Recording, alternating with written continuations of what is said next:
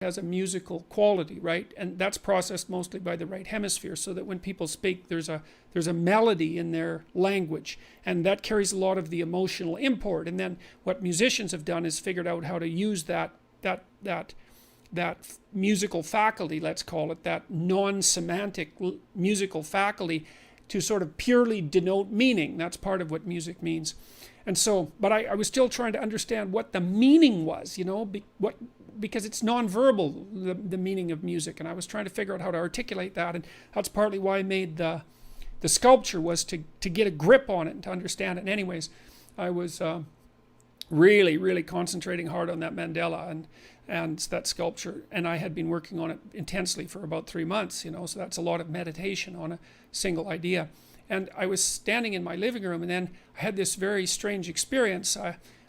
I can't explain this properly because there's no way of really describing it, but I'll do my best. So, in those Renaissance paintings, sometimes you see, well, first of all, you see great cloud, great sunny skies with massive, stupendous, impressive billows of clouds, and then light shining through, the sunlight shining through in streams. Sometimes that's captured very beautifully by especially English later artists, usually that are later than the Renaissance, but you see it in Renaissance paintings too. And you also see in Renaissance paintings, especially in the earlier phase of the Renaissance, the sky opening up and God sort of peering forth through the clouds. And that's exactly what seemed to happen to me, is that I had this sense. It was like a vision, although I was still in my living room and knew it, but inside the theater of my imagination, I could feel the sky opening up. Now, it wasn't the sky. It was, I would say, the only way I can really think about it is it was something like another dimension. And then I could feel this force descend upon me, which I think was something that, would have been considered classically something like the Holy Ghost, I suppose. And it filled me with this intense sense of paradisal, I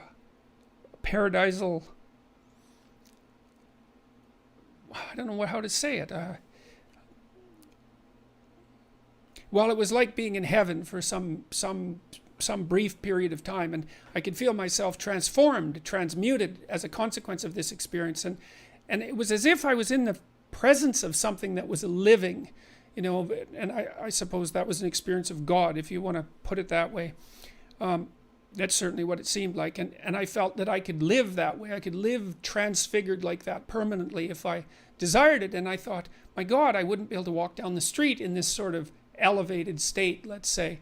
I don't know how I would act. I don't know how I would interact with people. I don't know how people would interact with me. I just don't think that I could do it. And then I felt that whatever had descended, it seemed that as if it was sorrowful, and it departed from me slowly, and with no punitive intent, and I wouldn't say with any dissatisfaction. It was as if a gift had been offered that I wasn't in no position to receive.